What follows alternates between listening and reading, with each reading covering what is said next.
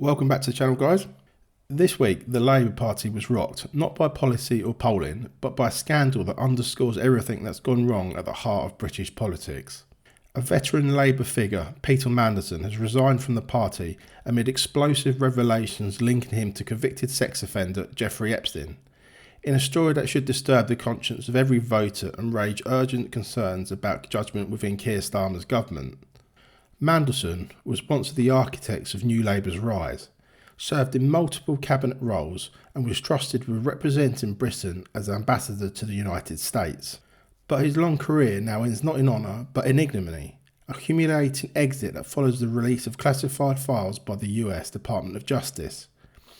These documents suggest that these accounts linked to Manderson received £75,000 in payments from Epstein between 2003 and 2004, and that he was still in contact with the disgraced financier long after Epstein's conviction.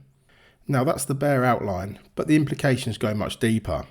For millions of Brits, Epstein isn't an abstract news story. He was a dangerous criminal, a sex trafficker whose crimes devastated lives.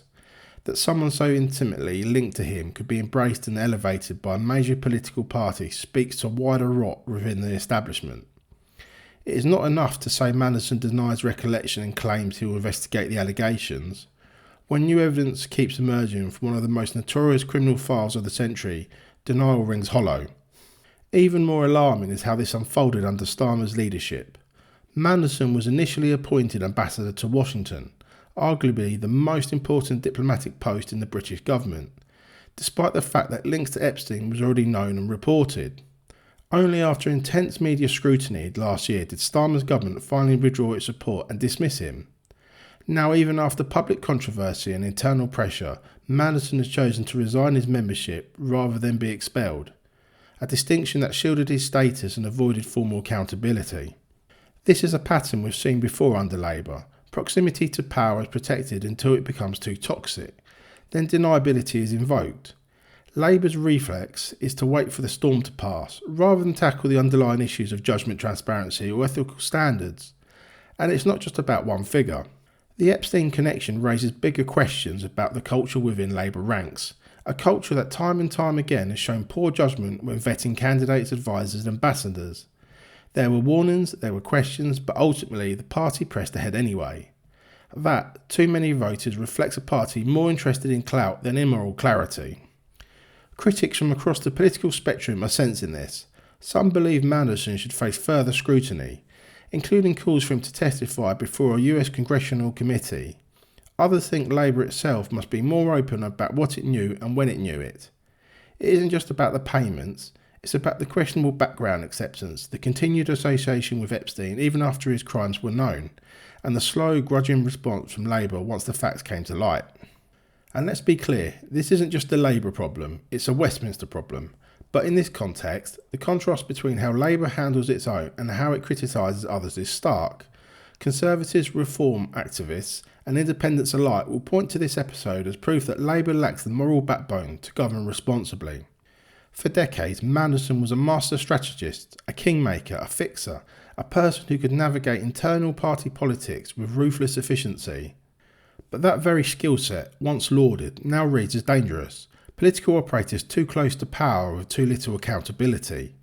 In a functioning democracy, people with major unresolved controversies like this would be sidelined long before they reached diplomatic office.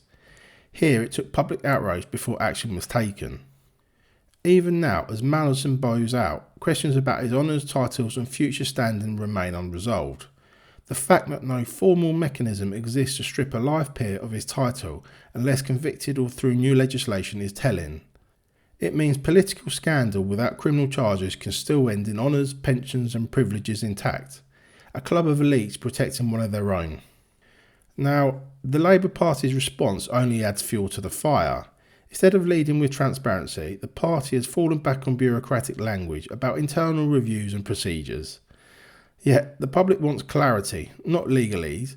Voters want to see accountability that matches the scale of the controversy, especially when it involves someone once entrusted with representing Britain to its closest ally. And then there is Starmer himself. His initial defence of Manderson, even after troubling emails surfaced, will stick in people's minds. Right now, Labour's narrative is that Manderson acted in good faith and that stepping aside is enough. But stepping aside without a full public accounting of what occurred, when it was known, and who signed off on his appointment is a compromise that doesn't satisfy those hungry for integrity in politics. This scandal is bigger than Manderson's career. It's a test of whether the political class can hold itself to the standards it demands of others. Because if it cannot, the public's faith in politicians, especially those in power, will continue to erode. And that erosion isn't abstract. It impacts trust, respect for institutions, and whether citizens feel their leaders are on their side or just playing a game behind closed doors.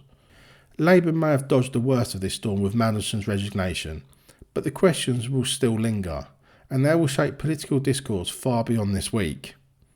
Thanks for watching, guys. If you want more honest political commentary and don't want to miss what's really happening behind the headlines, hit that subscribe button and drop your thoughts in the comments below.